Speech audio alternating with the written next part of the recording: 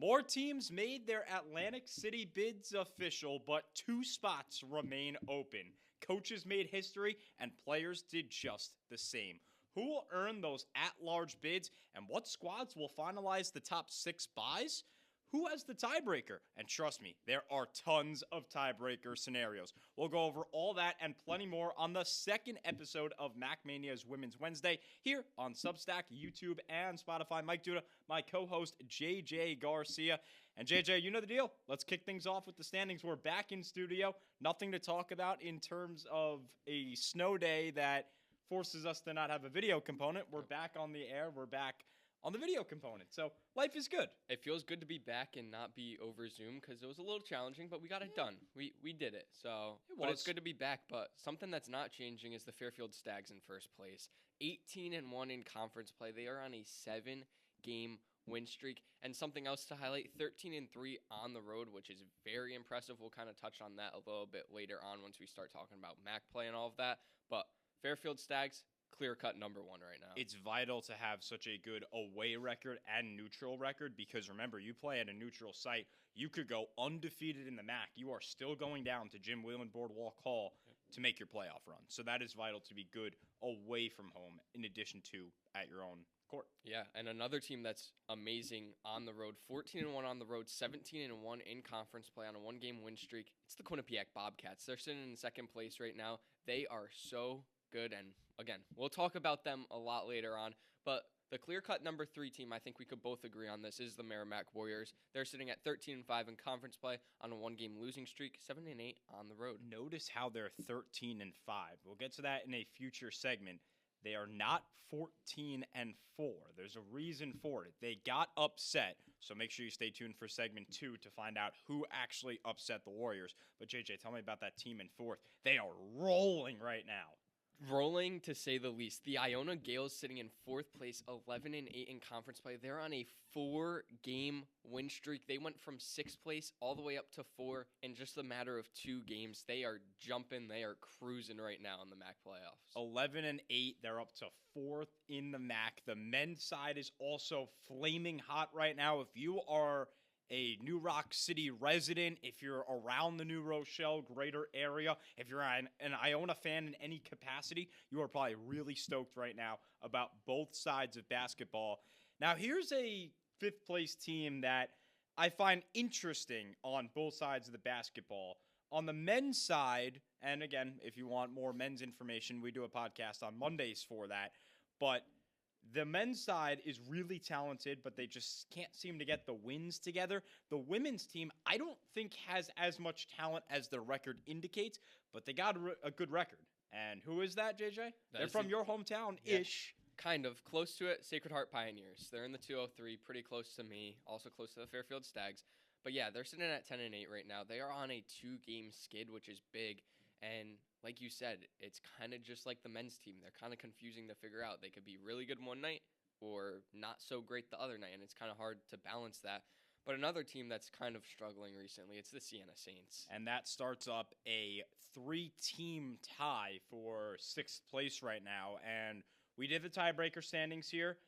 They're a little bit different on the MAAC website because the MAAC website goes by overall record as the tiebreaker. Meanwhile, the actual tiebreaker rules indicate head-to-head play. And after that, it's basically what's your record against the number 1 team, 2, 3, etc., working your way down. So Siena is in 6th place right now. If the season were to end today, the Siena Saints are in the playoffs with the bye because they won their lone matchups with both Manhattan and Mount St. Mary's. However, as JJ indicated, they are on a true skid with Francesca Shiro out for the year. It has really hurt them. Their number 1 playmaker, their number 1 scorer, she's out for the year, and Siena has not looked good ever since that injury. Yeah, and we kind of talked about it last week. I had a lot of concerns before her injury coming into this stretch, and it's just kind of proved my point that it's going to be really hard for the Siena team to keep up the pace they were at.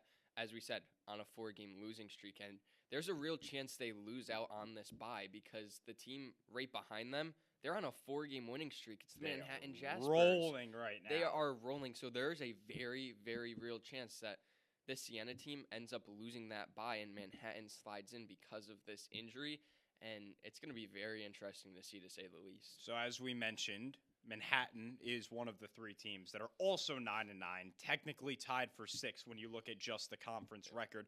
They also have 2 games remaining. They won their lone matchup with the Mount, but remember what we said earlier, Siena beat both Manhattan and Mount St. Mary's. So Manhattan does not have the tiebreaker over Siena, but they do own it over the Mount because of a January 14th 68-59 home victory over the Mountaineers, which leaves Mount St. Mary's in 8th at that same record. They do not have the tiebreaker over Siena nor Manhattan. But the good thing about the Mount sitting in this spot is that they clinched the playoffs. They're into the MAAC tournament, and they don't have to worry about that. These next 2 teams, they're in some trouble. Next 3 teams have not clinched a playoff spot, and it's still really up for grabs. Let's start with Aaron Dowdy's squad, the Marist Red Foxes, 7-11. 2 games remaining. 2 games back of the top 6. Mathematically, it is possible. We'll take a look at that later on in this segment, the clinching scenarios for the Red Foxes. They do not own the initial tiebreaker over Mount St. Mary's. They lost them on December 19th in Emmitsburg by 7. They don't have the tiebreaker over Manhattan because they split the season series, but Manhattan beat Merrimack, whereas Marist did not. But they do currently own the tiebreaker over Siena because of a home victory. They go up to Loudonville for the last game of the season. 1 chance for Marist to get the bye. It's really tough, but we'll talk about it later. Yet to clinch, it's a lot easier. They are 2 games up on Ryder, and we'll speak about that a little bit more later on in this segment. Yeah, and then this Marist Red Fox team, they're on a 3-game losing streak. Another team that's on a 3-game losing streak, right behind them, St. Peter Peacocks. They are on a 3-game skid. They've had so many opportunities to jump up over Marist, and they are just refusing to do so. It's very interesting, to say the least, but another team that could have really made it interesting if they won their last game, it would have been the Ryder Bronx. They're at 5-13. If they won the game last time out, they would have been 6-12, tied with St. Peter's, and this would have gotten a whole lot more interesting than it already is. But like we said, it's still very, very real chance that this Ryder team could sneak in.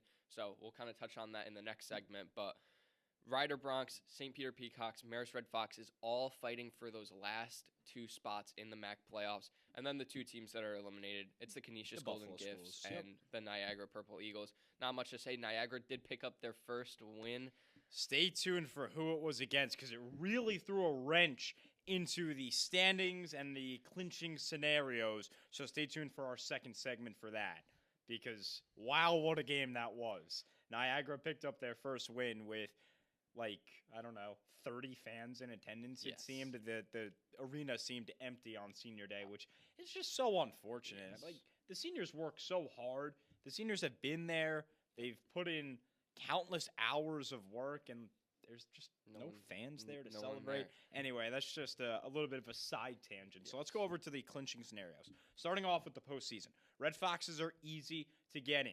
Beat St. Peter's or a Ryder loss in either their next game or their game on Saturday, and you are in. Of course, if Marist beats Siena on Saturday, that situation also happens. St. Peter's, win both and you're in. If you split, you're in, that being the remaining 2 games. If you lose both, you just have to make sure Ryder does not win out. Therefore, for Ryder, they have to win both games, and either St. Peter's or Marist has to lose both games. The reason why for St. Peter's, because they're only a game back of the Peacocks as opposed to the Red Foxes where they're 2 back, is because they own the tiebreaker over Marist with a Valentine's Day victory. They do not own the tiebreaker over St. Peter's. Yeah, it's going to get really, really interesting because both of those 2 teams ahead of Ryder are both on 3-game skids right now, so they don't have any momentum. Marist obviously dealing with some injuries. St. Peter's just hasn't been able to get it done when they've needed to get it done. And this Ryder team, they might have had a loss, which we'll kind of touch on a little later, but they're kind of rolling. They've got that motivation to get in. Everyone counted them out. Everyone said, oh, they're at the bottom. They're not going to do anything. And now they're knocking on the door, waiting to get into MAAC playoffs, and it's gonna get really dicey here coming into the end of the season. The initial tiebreaker always is head-to-head play. The Red Foxes did take care of Ryder. I honestly completely forgot about that for a second. That was the game that Danny Williamson was flirting with a triple-double. But the next tiebreaker right now does not go in favor of the Red Foxes, and therefore they haven't officially clinched yet, though they really should by Thursday, admittedly. next day that you're seeing this, tomorrow, from the day that you are seeing this. And if you're seeing this in the future, thanks again for tuning in. It might not be completely accurate in terms of what day it is, but hey, thanks for tuning in anyway. Let's move over to how to clinch the top 6. The ones that have already done that, Fairfield, Quinnipiac, and Merrimack. Therefore, mathematically speaking, 6 teams are duking it out for 3 byes. How can your favorite team clinch that bye? Well, if you're an Iona fan, if you win, you're in.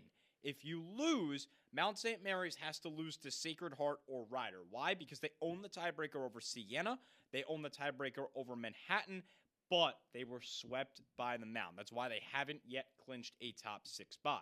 What if you're a fan of the Pios? Win against the Mount and the other game won't matter. If you don't do that, go beat Fairfield. A lot easier said than done. If both are losses, which is very possible because this Mount team has been about as interesting and about as roller coastery as Sacred Heart has, you need 1 or more Siena losses and one or more Manhattan losses. So pretty easy for both the Pios and the Gales to clinch that top 6 seed. So what are we looking at really in terms of the 6th seed? I think this will all sort itself out by Saturday, and it'll be 4 teams fighting for 1 spot. Yeah. Let's talk about them. It's most likely going to be Siena, Manhattan, the Mount, and Marist. An outside chance for Marist, but most likely those 3 teams duking it out for that last spot. All Siena has to do, they have to outlast Manhattan and Mount St. Mary's, or they have to, the aforementioned situation with Sacred Heart getting eliminated out of the contention for that. So Siena still has a chance. They have a very good chance, I say, because they have those tiebreakers over Manhattan and the Mount. Yes, and then this Manhattan team, this is one that kind of looks intriguing to me if I was a Manhattan fan. You have to perform 1 game better than Siena. We mentioned Siena. They're going through injury problems. They're on They're going on a 4-game skid right now. This is very, very possible for this Manhattan team to get that 6th seed because of the situation that's going on in Siena right now. Then we look at the Mount. They have to perform 1 game better than Siena and Manhattan. Again, Siena very likely. Manhattan maybe They're not so rolling much. right now, the Jaspers. It's that and is big. And yes. That's what happens when the tiebreaker happens, and you have to go into the tiebreakers. That's why if the teams end up 11-9 together, 10-10, 9-11, Siena is in. That's why Manhattan has to be just 1 game better than Siena. It doesn't matter if they're the same record as the Mount, but the Mount has to be better than both teams. Tiebreakers, and the Mount does not get it.